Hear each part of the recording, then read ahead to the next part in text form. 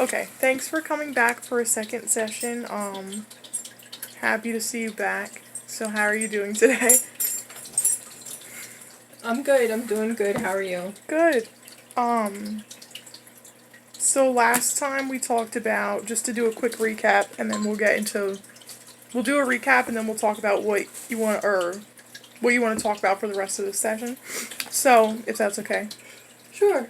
Okay, so last time we talked about you had two upcoming surgeries, so we talked a little bit about the anxiety around the pain and then also the anxiety around being a higher risk for a stroke before you could get your surgery for that. So is there any update on those? I did have one of the surgeries. I had the hole in my heart closed. Um, like like 3 weeks ago. So got um that got taken care of now. Okay, so how did that go? Pretty good. Mm, good, pretty good. Pretty good. Okay, good. Kind of. Yeah. Okay. So I'm happy to hear that that went well. So now what does that mean? Now that you've had that surgery, what does that mean in terms of being at risk for another stroke or having another surgery in the future? Um, it's supposed to um, it's supposed to help prevent any strokes. Hopefully that should do it and take care of it. If that's why the stroke was caused from that hole. So that'll be closed. That's closed, so that should be taken care of. Now I'm on blood thinners for 3 months, and then I can go and after the 3 months, and then once all the blood thinners and stuff wear out on my body, then I can go have the knee surgery. So Okay. a couple, maybe like 3 to 6 months, then I can go have the knee surgery done. Okay. So you kind of got one thing taken care of and then you're in a little bit of a waiting period before the second surgery. Yeah. Okay. So I know last time you talked about you were having a lot of anxiety about that surgery that you already had, and being anxious that something was going to happen before you got a chance to have the surgery, you'd have another stroke, or something would go wrong during the surgery. So how is that? Like, how are you feeling now that you've actually had the surgery? Pretty good. The surgery went pretty good. It was fine. There was a little complicated afterwards. We had an incision bust afterwards, but it was a main artery. So they took care of it. The nurses and stuff, doctor and stuff, took care of it. So once that was taken care of, and then 12 hours of resting flat, laying flat, and keeping everything, under control, then I was able to go home, and then I was taken care of, and then I was the good weeks of rest. So it was okay. It was nerve wracking, but it's over with. So So it was a little rocky, but how are you feeling now that it's over? Like, do you still feel anxious about having another stroke, or how are you feeling about that? I'm glad it's over. I know that a lot. I'm a lot better feeling. I'm pretty confident that I shouldn't have another stroke. They feel like the cardiologist feels that should take care of it. He's confident that was the problem in the first place. The other doctor feels that it could be something else, but I'm kind of banking on what he says. He seems to know what he's talking about. So I'm pretty confident. I feel very secure that I'm out of risk and out of harm's way, knowing that that's closed. So I feel pretty confident about it. I'm not worried about it. I didn't even really actually think about it since I've been home. It just kind of eased my mind. I see the other doctor Friday. She kind of thinks otherwise, that it could be something else maybe, but she's not a cardiologist, so I'm kind of listening to the cardiologist. He seems to know a lot more about the strokes and stuff, so I'm kind of taking his advice and listening to what he says. Okay, so you're thinking that as far as how you feel pretty good about it. You'd feel secure that nothing's going to happen. Mm-hmm. So you're thinking you're not having anxious thoughts, and you're not thinking that. So you're not staying in like an anxious state about it. No, not right now. I haven't been. No. Okay. And No. then you mentioned, so that's good. That sounds like kind of like the problem's been solved for the most part. Mm-hmm. Okay. And then you mentioned that you were going to another doctor. So how are you feeling about that? Does that... Well, she's a neurologist, and I see her Friday. She deals with a lot of strokes. She sees a lot of stroke patients. She couldn't find anything neurological on her part. She kind of seemed to look like she wanted to find something. She didn't want me to have the hole in the heart closed for like 3 months because she thought maybe it was like an AFib in the heart. And she didn't want me to have that surgery right away. She thought maybe it was something else. But I had some blood work done for her, and I kind of feel like the cardiologist was the one that knew what he was talking about. So I kind of let him do that surgery right away so I could get the knee fixed as soon as possible because of the pain. So I needed to get that done. So I had to get that taken care of regardless of what another doctor would say. I needed to get what was done best for me to get out of pain. So I listened to what he said. I valued his opinion. He seemed to know what he was talking about. I would have had to have that hole in my heart closed regardless. If I had it done now, or in 6 months, or in a year, it would have had to be closed. And I feel a lot better that I'm not walking around with that hole in my heart. So I'll see what she says Friday, and see what she has to say, and hopefully it eases her mind too. So Okay, so it sounds obviously like it's a really good thing that you got this first surgery. Okay. yeah, So that's over with, and you feel it sounds like you feel sort of resolved about it, like this issue is resolved for now. yep, Does that sound right? yep, So you're yep, still doing what you have to do, but ideally, it sounds like that problem is sort of set aside, so you don't have to be anxious about that anymore. right, Okay. So I know that you have another surgery coming up, you mentioned, in a few months. yep. So is that something you want to talk about today? Is there something to do with, if you're okay with moving on from the first surgery, is that okay? Yep, that's It fine. sounds like that went, you feel pretty good about that. Yep. So do you want to talk about the second surgery for the rest of the time, or would you rather talk about another issue? It's up to you.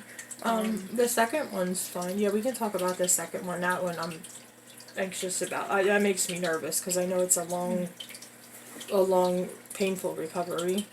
Okay, so remind me again what that surgery is. That is a torn meniscus in the knee. They'll cut my leg open, and they will repair all the. It's like the cartilage is torn, and they'll repair that, and then they like kind of sew it back together. And the recovery is pretty painful from what I hear. So it'll be a long recovery, which the pain is going to be probably pretty ridiculous from what I heard. So that's something I'm not looking forward to. Mm-hmm. So is the pain the biggest worry with recovery? Yes. Okay. And is that, obviously you're in pain with it now, as you said last time. Yep. So how are you dealing with the pain now? Just kind of trying to stay off of it as much as possible. Using the brace, you know, when I'm doing a lot of walking. Just kind of taking some Tylenol here and there, using like topical creams and things like that. When I try to sleep, you know, put some topicals and stuff on there. You know, I don't take pain medicine or nothing like that. So just things that, you know, try to ease a little bit of the pain. There's some injections that are offered to me. At the end of December, I can go back and get another one. After Christmas, I'm eligible to get one. So I'll probably go get one of those and to just see if that'll help a little more to ease some of the pain for now until I can get the surgery. So do you feel that, so there's kind of, you mentioned a bunch of things, you mentioned the injections, sort of self-management with the topical agents, staying off of it, so do you feel like that's making the pain manageable? Pretty much. It helps. It's not easy to stay off of it as much as I want to be on it. I don't do as much as I want to do because it hurts. But it's just something I have to do. Like, I gotta stay off of it. You know, I want to go do other things, but if I have to stay home or not do as much, I have to stay off of it because it's too painful, you know.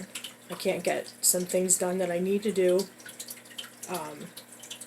But I can't help it. I can't do it. It hurts too bad. So like, typically, say 5 is, like, extreme pain and 1 is, like, manageable pain. Where does it typically fall? usually around 3 or so, unless I'm walking in the stores or we go somewhere. The steps are a good 5. Steps are killer.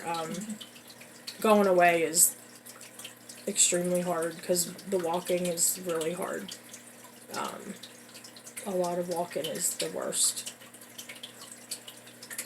So, what would get it to a 1 and make it more manageable for, I mean, you said you are managing it at times, so do you feel like if it's a 3, then it could be more manageable?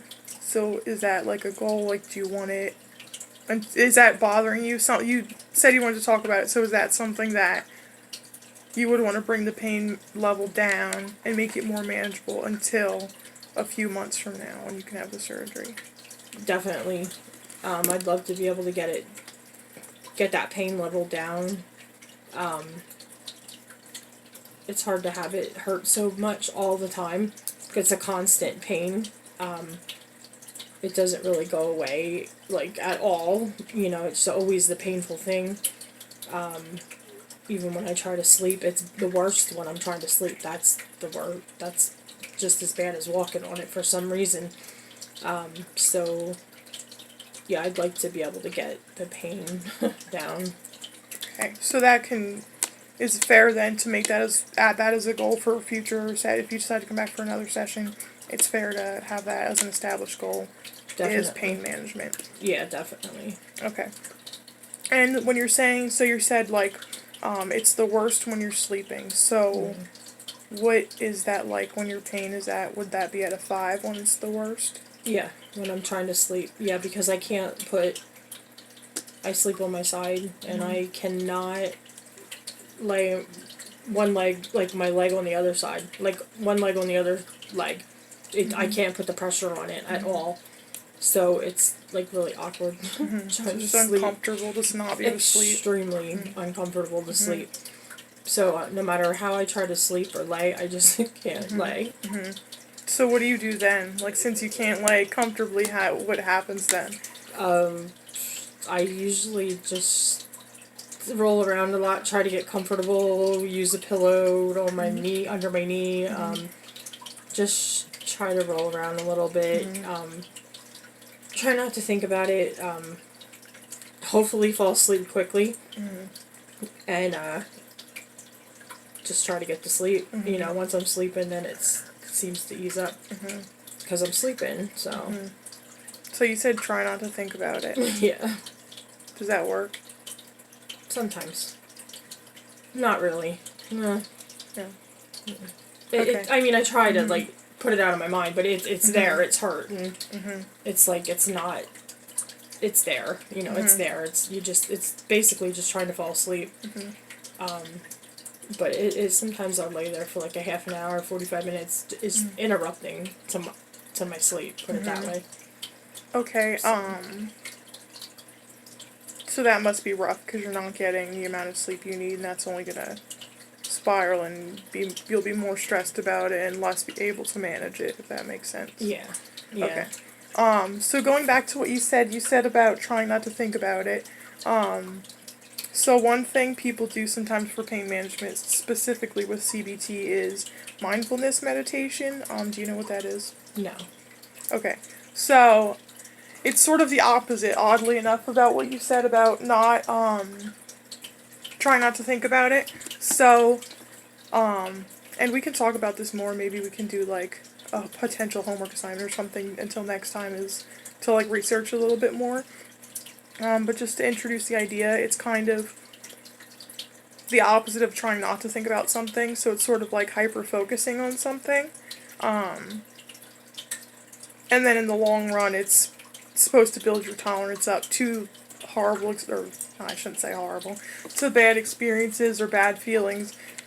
So it sort of builds your tolerance up to that by being very focused on something and it's all present moment. So instead of laying there and thinking, I don't want to think about my knee, I have to think about this, what if this happens, you're sort of like focusing on what you feel and what you think in a single moment. Does that make sense? Kind of. Kind of. Kind of. Okay. Yeah. So it's specifically like short exercises. So if you think like mindful breathing exercises, like 10 minutes of a specific breathing exercise, or mindfully eating something, or mindfully doing some sort of activity. So it's potentially something you could do when you aren't able to sleep, because it'll sort of bring your attention away from the pain, and you can still acknowledge the pain, but you're not sitting there spiraling, like your thoughts aren't spiraling about how much it hurts and how you can't fall asleep and how you can't get comfortable. Okay. Does that make more sense? That makes more sense. Yeah. Okay. So did you ever do anything like that? No, not for that. No. Would it be something that you'd be willing to look more into going forward? Sure, definitely. Okay. Yeah. And it is used for pain management. It's used for other things too, anxiety, stress. But it's sort of like over time it can help sort of build your tolerance up to things a little bit. Okay. And since you can't have the surgery for a couple months, that might be an option. Okay. So, since we don't have that much time, potentially a homework assignment, I don't like to call it homework, but something to do until next session to keep you thinking about it. Just maybe Google like 3 mindful videos or 3 mindfulness activities. Try them out, see what you think. How does that sound? That sounds good. Okay. And just maybe jot down, put on your phone, whatever. Somehow record, like, if you don't like the activity, if you do. I didn't like it at first, so it's kind of fair to have to get used to it. Okay. But maybe just say 2 or 3 until next time. Okay. That's fair? That sounds good. Okay. Yeah. Definitely.